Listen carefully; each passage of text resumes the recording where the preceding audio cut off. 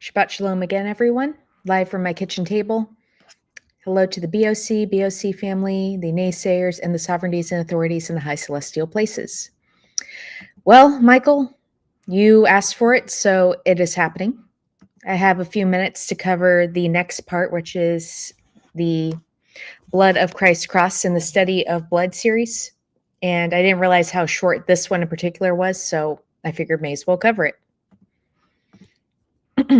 Let's get it pulled up. There we go. The Blood of Christ's Cross.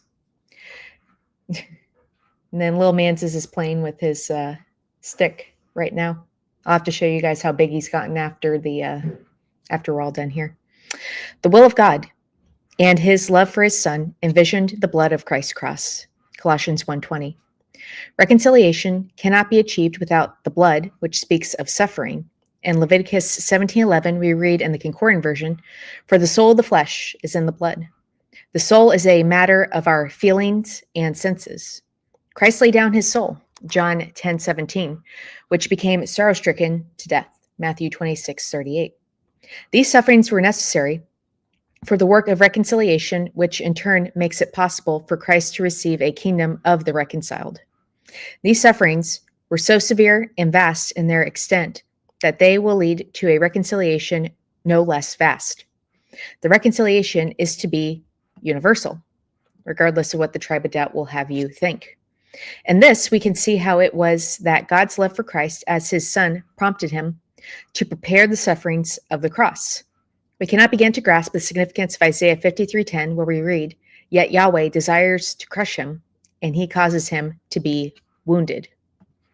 And it's always hard to imagine that that is truly what God does to show love. But when you think about it, if all glory is obtained by suffering first, it makes perfect sense, especially in regards to our own, I guess you could say, experiences as members of the body of Christ.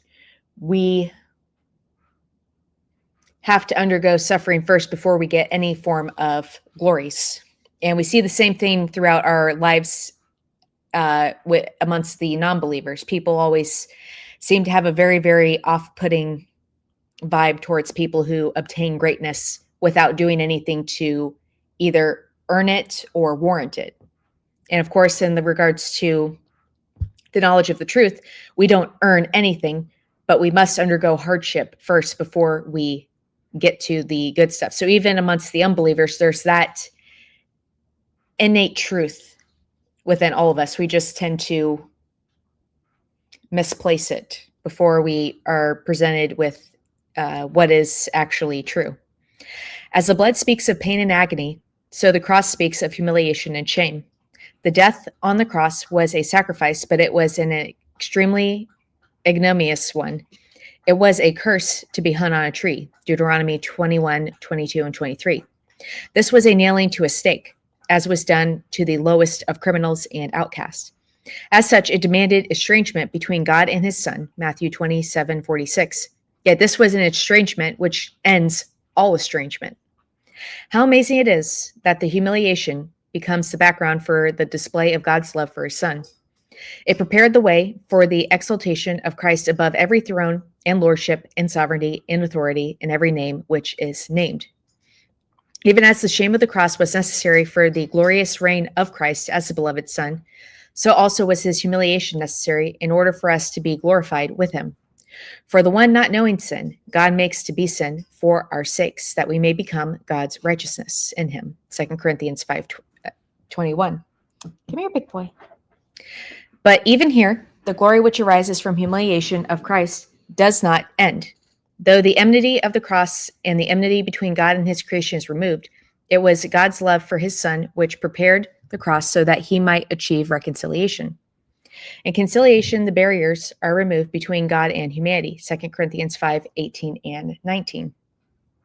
In reconciliation, there is a full appreciation and enjoyment of the peace and access which this removal of enmity has produced. The cross assures this establishment of peace in the hearts of all of God's creatures, Colossians 1:20. But it is only believers who enjoy it now, Colossians 1:22. as we persist in the faith and are grounded and settled and are not removed from the expectation of the evangel of grace, Colossians 1:23. However, every point of this evangel demands that the reconciliation be universal and eventually apply to all who are estranged. The blood, the Son's suffering, demands that all enmity be removed from the universe. The cross, the Son's humiliation, demands the full value be given for the price paid. God's love for his Son demands that he receive a kingdom of fully reconciled creatures and that none be denied to him, by Dean H. Huff. So that's an interesting thing to consider. All of Christ's suffering warrants him everyone, because if he died for all mankind, for all estrangement to come to an end, it is Christ's, not only his allotment, because remember, he is the one who receives the allotment of all, but it is his right to receive all. To say that any are lost based on their bad behavior is to deny Christ exactly what he has earned and warranted. And with that being said, that completes part 2. I didn't expect it to be that short, but at the very least, I can give you guys an opportunity to see Mr. Man, Camper, how big he's gotten. Look at him. Say hi, Camper. And then Daisy's in the background. Yeah, you've been a razzjasmus today. You better take a long nap, my dude. But this is one of the reasons why I haven't been on in a while. Definitely worth it. Look at that sweet face. All right. Like I said, that was a short part. And with that being said, I am going to close out for now. Hopefully I'll be back on maybe later. But until then, love, grace, and peace, everyone.